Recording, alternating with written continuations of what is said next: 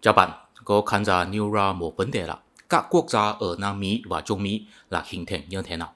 Nam Mỹ và Trung Mỹ có thể gọi chung là Latin Mỹ. Mình tin rằng nhất định Latin Mỹ đối với đa số người trong tổ óc sẽ xuất hiện cảnh bờ lạc. Có nhiều người bán ma túy, có quân đội cách mạng du kích trong rừng và trên thành phố luôn luôn có băng phái xả súng nhau. Thật ra ở Latin Mỹ có nhiều quốc gia, mỗi quốc gia đều có tình hình khác biệt. Vấn đề ma túy và băng phái chủ yếu là xuất hiện ở Mexico và Colombia. Về quân đội cách mạng du kích thì đa số quốc gia đều từng có, nhưng bây giờ chỉ là ở Colombia vẫn có nhiều thôi. Tuy nhiên, đa số quốc gia của Latin Mỹ đều có quá trình lịch sử tương tự. Cụ thể là từng có biệt thực dân, sau đó ngay cả có độc lập rồi, nhưng vẫn không thể thoát ra cuộc thực dân kinh tế của nước ngoài. Và trong nước, khoảng cách giao nhau rất lớn, chỉ có ở Cuba vì có chế độ chủ nghĩa xã hội, cho nên có tình huống khác biệt. Thật ra khi mình nhìn thấy có khán giả nêu ra vấn đề về Latin Mỹ, mình có cảm thấy một chút đau đầu, tại vì mình không bao giờ có đi nghiên cứu Latin Mỹ. May mắn là mình có tìm thấy một cuốn sách rất tốt.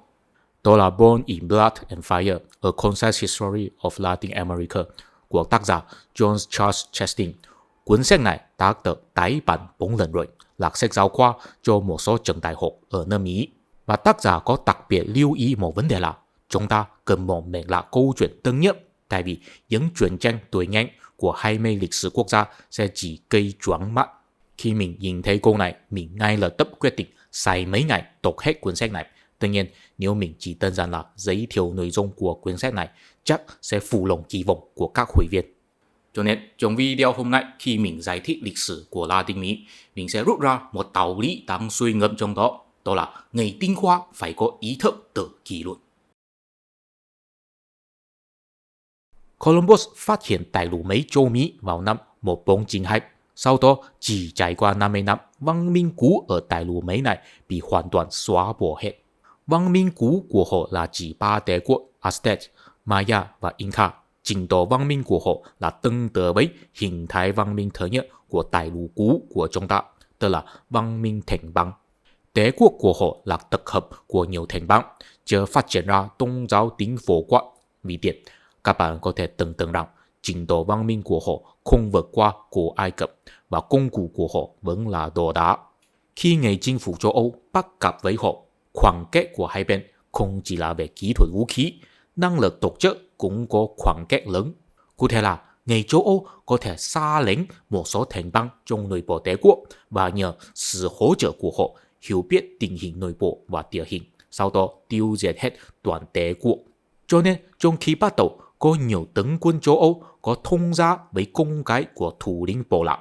Sau đó hai bên hợp tác nhau xây dựng nhiều căn cứ địa cho người châu Âu. Cuộc chinh phục không phải là triển khai bởi từng phân thôi. Ngoài ba đế quốc bản xứ ra, đại đa số người dân ở đại lục Mỹ đều là sinh sống trong một bộ lạc nho nhỏ thôi. Có một số có trồng trọt và định cư ở một chỗ, có một số chỉ là săn bắt trong rừng và không có định cư. Tuy nhiên, những người định cư ở một chỗ thì dễ bị người châu Âu chinh phục và đồng hóa. Nói đến đây, không chắc các bạn từng có thắc mắc về một vấn đề không? Đó là cả Latin Mỹ và Bắc Mỹ đều là bị người châu Âu chinh phục. Nhưng mà tại sao vào bây giờ Bắc Mỹ rất phát triển, còn Latin Mỹ thì không?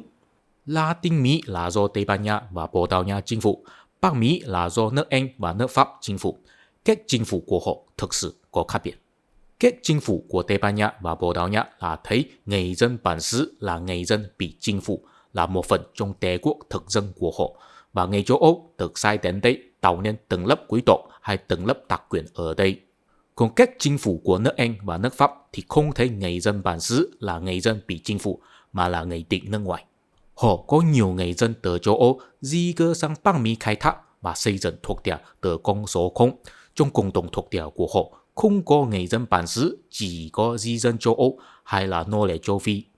Sự khác biệt này chủ yếu là vì cả Tây Ban Nha và Bồ Đào Nha có một tâm lý là muốn quảng bá công giáo, muốn tổng hóa người dân bản xứ vào công giáo. Tâm lý như vậy là vì họ từng có bị đế quốc Hồi giáo chinh phục vào thế kỷ 8, đến thế kỷ 15 họ mới tuổi ra thế lực Hồi giáo. Khi họ ở dưới sự thống trị của đế quốc Hồi giáo, văn hóa của họ rất đa dạng, có nhiều sắc tộc giống như Malaysia của bây giờ. Nhưng sau khi họ tuổi ra thế lực Hồi giáo rồi,